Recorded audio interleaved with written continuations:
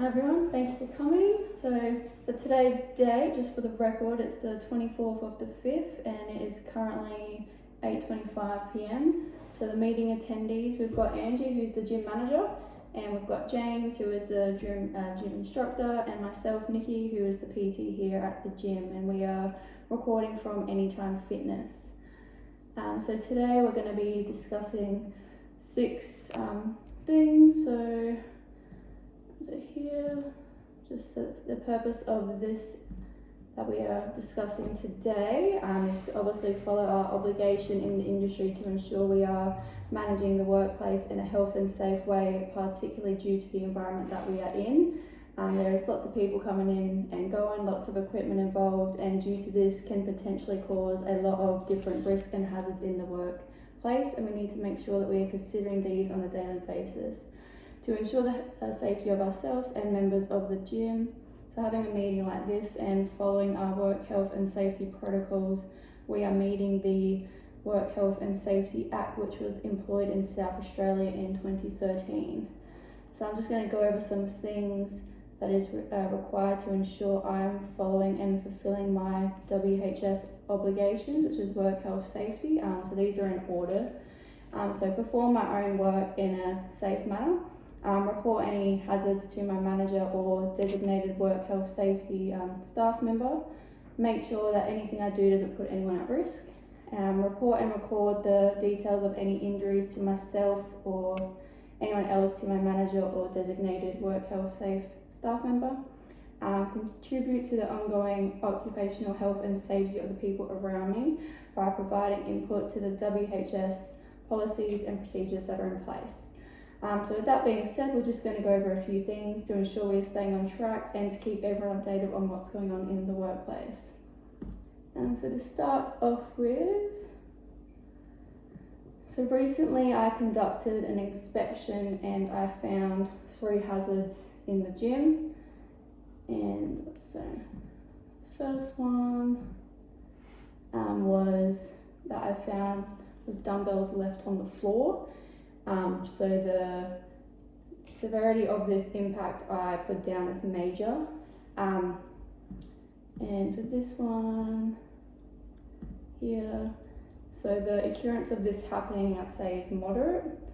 For the next one, I found that there is water spillage by the drink fountain. For this one, the severity of the impact is moderate as well, and the same as the occurrence happening is also moderate. And then for the third one, I found some dust build up on some of the pieces of equipment that we have here in the gym. So the severity of this one is minor and the likelihood of occurrence is unlikely. So for that one, here.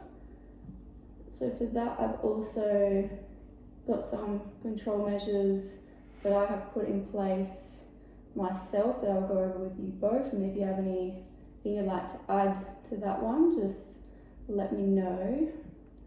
So the risk rating for the dumbbells being left on the floor is a 12H, and for this method I just put down administration control.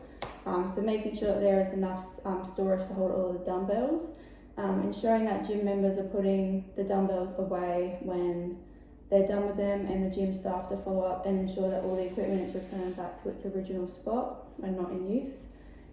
So for this one, the due date was ongoing but is to be implemented like as soon as possible. So this one was done 2 days ago on the 22nd. So I'm just bringing it to your attention now.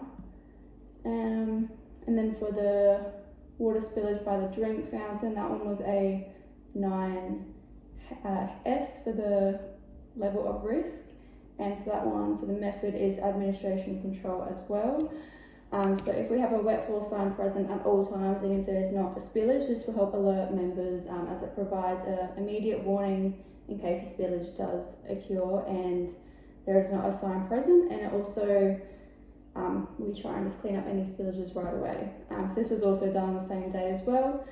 And then for the dust build up on some of the pieces of equipment, that was a 4L, and for that one I wrote down administration control and personal protective equipment. So making sure that the equipment is being properly cleaned and inspections are being done frequently. So doing this will ensure that there is constant follow-up and the work environments being well maintained, cleaned and looked after. So for all of these ones, I think that this is something that we can put into place right away, because we already have the resources at the gym already, unless we need to get extra storage for the dumbbells. But I noticed that there is already extra storage there, it's just that people haven't been putting them away. So we just have to, when doing our checks, go around, make sure that they're being put away properly, and that way it doesn't occur that they're always left on the floor. Same with the water spillage by the drink fountain as well. Just having that wet floor sign there at all times just provides like a warning, everyone knows about it, and then hopefully we have no accidents happen. And then dust being built up on some of the piece of equipment, we just have to maintain it and do frequently checks to ensure that we are getting our equipment up to standard. And then for the next one, before we go on to that, do you have anything you'd like to add to any of that? No. Other than getting people to put stuff back can be a bit of a challenge. Because you see it all the time, don't you? Yeah, we just have to. Especially after the weekend. Yeah, keep following up and That's right.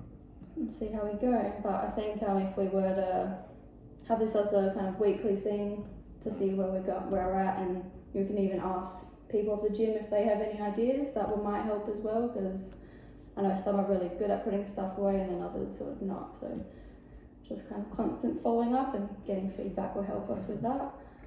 So for the next one, so we had a medical emergency in October last year. So this happened on the 1st of October, and I sent you the incident report by email the day after. Yeah, and for this one, here. So on this we had Gerald. He fainted in the weights room. So it happened at 6 a.m. So I was instructing one of my clients on the gym floor and heard a commotion coming from the weights room. And one of the gym members, Michaela, came up to me asking for my help, and she explained that she witnessed one of our gym members, Gerald, faint and hit his head on the ground. So for this one, I found out that he was unresponsive, so I followed Dr. ABCD and called 000 right away. So Gerald became conscious before the ambulance arrived and was very confused about what had happened. So I put him in a comfortable position with his head and shoulders slightly raised, just in case he had a spinal injury from the fall. But luckily he didn't hit his head on anything other than the ground. So I explained to him what had happened and tried to get him to remain calm, because he was a bit, shocked by what happened. So the ambulance arrived not too long after, and he was taken by the paramedics to be examined and see if he sustained any injuries from the fall. So a few days after this incident happened, I gave him a call and found out how he was doing, and he was doing all good. So I know that he didn't have any medical history from a pre-exercise screening, and I think since then we've all seen him at the gym and he's been doing fine. I think on that day he just sort of pushed himself and wasn't drinking enough water. So that is the only incident we have had, which is good since that one. And for the next one that we're going to be talking about is the stress and fatigue one. So I filled out a stress and fatigue monitoring form on myself. It's important that we obviously all do this just to see how we're going and if we're managing our stress and fatigue levels. So I've got like a checklist here, the fatigue risk checklist. So I pretty much clicked yes on all of the answers, aside from one. So do you carry out work for long periods which is physically demanding? So I clicked yes, because obviously sometimes I do 10-hour shifts and it can be a bit physically demanding. And then do you carry out work for long periods which is mentally demanding? That's also yes as well. Sometimes it gets a bit demanding mentally and there's no time to sort of take time for myself. So does your work roster include shift work, which it does, so that was also a yes. This one, do you have less than a 10-hour break between each shift? That one I've done no, because we do have enough break between shifts, which is good. And then for the last one, is work performed at low body clock time, so that's between 2 a.m. and 6 a.m. So for that one I've clicked yes, because sometimes I do start at 5 a.m. So that one is also yes. And then for the self-monitoring, so this one just goes through self-monitoring things I've found in the recent months. So I've ticked a few. So I've ticked inability to concentrate sometimes, that's just due to probably lack of sleep. So reduced capacity to engage in effective interpersonal communication. So sometimes obviously with having lack of sleep as well, just not all there because I'm tired. Sometimes I've also got impaired decision making and judgment, and then feeling drowsy, headaches, dizziness, and reduced hand-eye coordination, and need for extended sleep during days off of work. So I have ticked a few.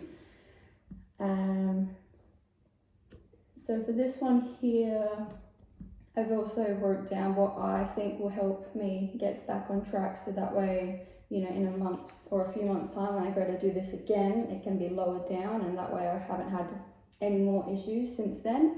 So I wrote down, you know, aim to get 7 to 8 hours of sleep daily. As when getting less sleep than what is needed in a day, sleep debt is built up, which then accumulates until there is a chance to catch up on sleep that has been missed, meaning on my days off I'm sleeping more to overcome the sleep debt, and it is not doing me any good being a continuous cycle that needs to be broken. Also making sure that I have and take regular breaks to rest, eat and rehydrate. Following a rotating roster to ensure there is enough of a break between shifts, and I also thought it would be a good idea to start tracking my stresses, you know, keeping a journal for a week or two to identify which situations create the most stress and how I respond to them. This should also help me to manage my stress and fatigue, as I'll be writing down how I'm feeling and be able to express myself. So I thought this would be a good idea to sort of touch base on. As for all of us, obviously with the environment that we work in, we have to make sure that we are looking after ourselves first, because then we're also, you know, helping other people with, you know, achieving their goals. So we want to make sure that we can give them, you know, 110% every time. So that, I think that's important for all of us to do on a regular basis. So I'll redo this again in a month's time and just see how I go. And then for that one, that one is all good. So I think that is all the topics that we've discussed today. So we went through 6 topics, being, you know, we talked about the reason why we need to have this meeting, and then we went through, you know, the 3 hazards that I identified during the inspection that I did, and then the control measures that I like to put into place, so that way we can keep monitoring that and keep those from not becoming more of a, you know, incident. And then how I tend to review the control measures. So I think for that one, I think if we do it on like a weekly basis, that would help us control that as well, and then try and get feedback from, you know, others at the gym. And then the medical emergency was brought up as well, and we haven't had any since then, so that's been good. And then just talked about the stress and fatigue form, which I think is important for all of us to go through as well. For this one, I think what I was kind of thinking is that with everything that we spoke about today, we could have another meeting in like a month's time, and to see if we can touch, if there's anything else we need to touch base on, if anything else needs improving. I think we're at a, you know, pretty good spot from, you know, I only found 3 hazards in the inspection that I did, so we're obviously like on the right track. So we get those under control, then we should be doing well in no time. Do you guys have any ideas you'd like to add, or anything you think that we need to work on? No, I think you've covered most of it. I think you've covered it all. I'm happy with that. Yeah, that's great. We'll just close the meeting now. It is 8:39, And yeah, thank you guys for coming. Thank Thank you. you.